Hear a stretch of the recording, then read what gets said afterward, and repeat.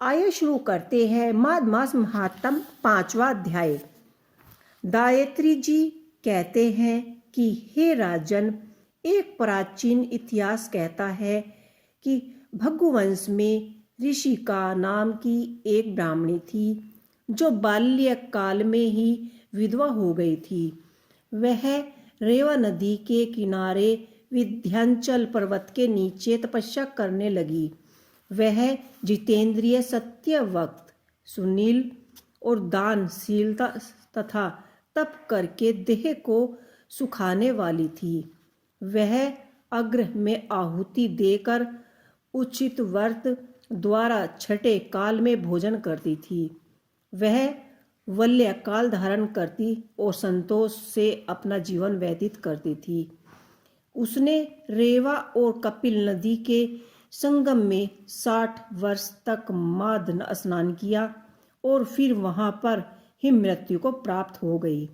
माद स्नान के फल से वह दिव्य 4000 वर्ष तक विष्णु लोक में वापस करके शुद्ध और उपशुद्ध देवत्वों के नाम करने के लिए ब्रह्मा द्वारा तिलोत्तमा नाम की अप्सरा के रूप में ब्रह्मलोक में उत्पन्न हुई।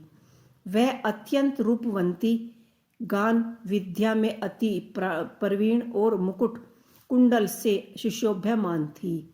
उसका रूप, यौवन और सौंदर्य देखकर ब्रह्मा भी चकित हो गए। वह कुमारी तिलोत्तमा रेवा नदी के पवित्र जल से स्नान करके वन में बैठी थी। तब सुंद और उपसुंद के सैनिकों ने चंद्रमा के समान उस रूपमती को देखकर अपने राजा सुंद और उपसुंद के से कहा कि रूप की शोभा का वर्णन किया और कहने लगे कि कामदेव को लज्जित करने वाली ऐसी परम सुंदरी स्त्री हमने कभी नहीं देखी। आप भी चलकर देखें। तब वह दोनों मदिरा के पात्र रखकर वहां पर आए जहां वह सुंदरी बैठी हुई थी, और मदिरा के पान से विहाल होकर काम पीड़ा से पीड़ित हुए वह दोनों उसके पास में उस स्त्री रत्न को प्राप्त करने के लिए विवाद ग्रस्त हुए और फिर आपस में युद्ध करते हुए वहीं समाप्त हो गए।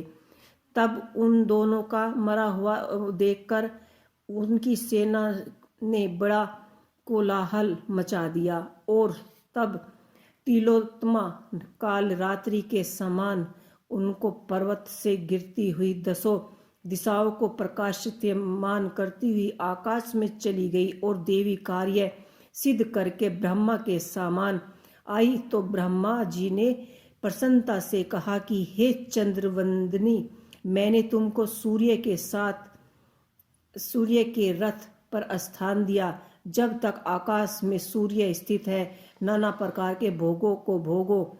सो हे राजन, वह ब्राह्मणी अब भी सूर्य के रथ पर माघ मास स्नान के उत्तम भोगों को भोग रही है। इसीलिए श्रद्धावान पुरुषों को उत्तम गति पाने के लिए यत्न के साथ माघ मास में विविध पूर्वक स्नान करने चाहिए।